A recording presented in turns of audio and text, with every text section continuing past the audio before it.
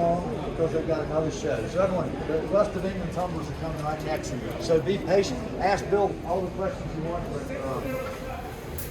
we got to move on. First off, I have to say that there's not a whole lot that I can add that Master didn't cover while he was judging. He did a very good, obviously I think he did a very good job, but he did. He was so consistent all the way through. He mentioned a number of times style and type, and that is the single most important thing in this breed. You want a bird that catches the judge's eye, and they've got to have enough personality to show themselves well, and not too much personality where they don't show themselves well. And that is a combination of coop training and some in the breeding loft selecting certain personalities to make it make that bird kind of jump out at a judge. You want that general impression to catch the eye.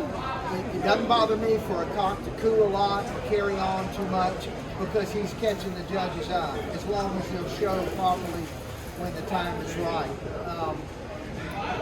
Some of the things that I try and breed for, and again, NASCAR mentioned it, I like a shorter bird, a typey bird that stands upright, that has nice depth of body, that comes down and you see it, fairly wide set legs.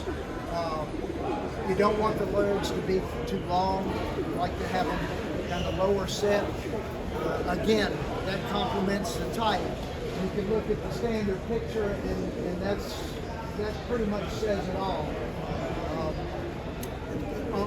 One thing I'll mention about the Crest, there is a tendency in breeding for the crest to get too long or too big. In the old German owl, we don't want a real big crest. When you get a big crest, they tend to wrap towards the face, more like a helmet crest. We don't want that. We want a crest that stands pretty much upright and comes around real smooth and ends in what the standard says, 2 small rosettes. I hear people get real complimentary of birds' pictures on the Facebook page about what great rosettes they have, and I think to myself, yeah, but they're too big. The crest is big and it's loose.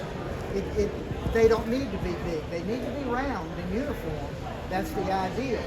But they don't need to be too big, and the crest doesn't need to get so big that it becomes loose. It's more about the thickness of the crest and the back of the head, how it all flows into the mane like that. I mean, I think this bird has a real good crest. This hen does. You can see in profile there's no break, and so that's one thing that helps her stand out. I'll say one thing about markings. I learned early on that markings can drive you crazy. And this bird, I happen to know, has almost near perfect markings. These are the thumb feathers that people talk about. Markings are the last thing I look at when I'm mating, or even when I'm selecting birds. And I've got birds in my loft that a lot of people would not breed. They might have only 4 white out. That I'll sacrifice the markings. I'll find a mate to put with them to balance out that fall. I just don't put that much emphasis on it.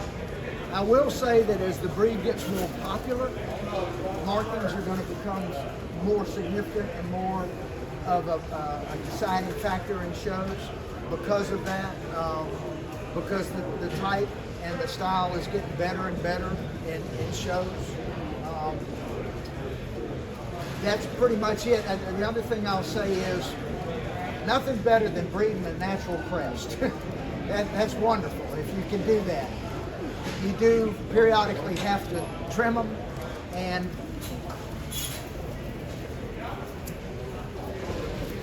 what I do is I have an old sock. In spite of what Turner says, it has been washed. I cut the toe out of it, and I can slip it over the bird, and it holds his wings, and I can sit down in a chair, and with little fine manicure scissors. I've always got them with me somewhere. That's what I trim with. They're the ones that are slightly curved on the end. And I'll sit there and first you got to study what needs to be cut. And then I lift the top feathers that go right into the crest. I'll lift them up a little bit. And most of the time, most of the trimming is the secondary feathers that are underneath those top ones, because they're the ones that are pushing against the crest and making it kind of distorted. If you get feathers, you'll get them, you know, 1/8 of an inch, even 3/16 of an inch out in front of the crest. You have to go down underneath and clip those out without making a hole. And I tell people this all the time: practice on stock birds and take your time. When I do it every show. I've got a yellow cock back there. I butchered his crest because I was in a hurry. I was telling Jennifer, I'll go ahead and do it. And I'm holding him like this, and he's moving his head all around. It looked like my grandson did instead of me. But if you'll practice on stock birds and just take your time, it's really not hard to do.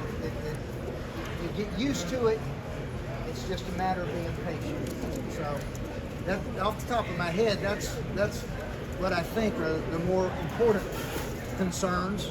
But I'll be happy to answer any questions. Like I said, Basker did such a good job judging and explaining different things about the standard that he didn't leave a whole lot for me to emphasize.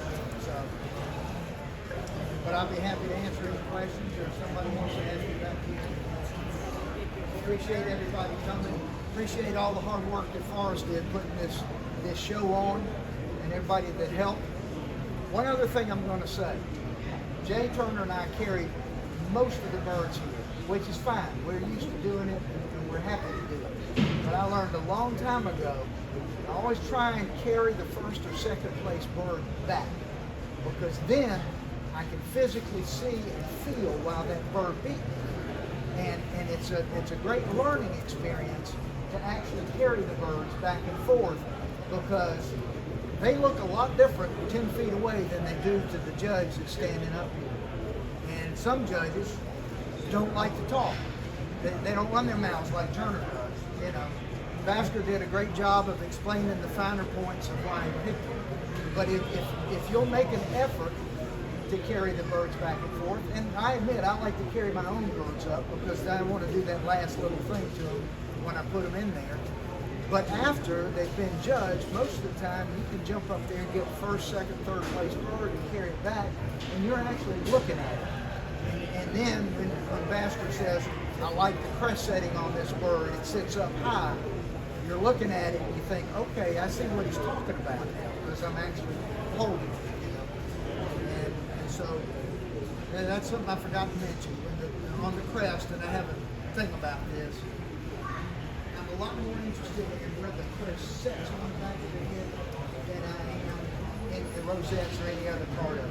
So many of our birds, the crest sits way down on the back of the head, and the rosettes will look great, and even in the showcase, it'll look pretty nice, but when you hold it in your hand, that crest will be far back on the back of its head, and it'll even suck on the back of the head. You don't like it. You need to try and move it up.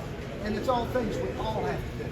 You know, believe me, I wish I didn't, but I have to work on it just like everybody else. Anything else, just holler. I'm glad to answer any questions or whatever.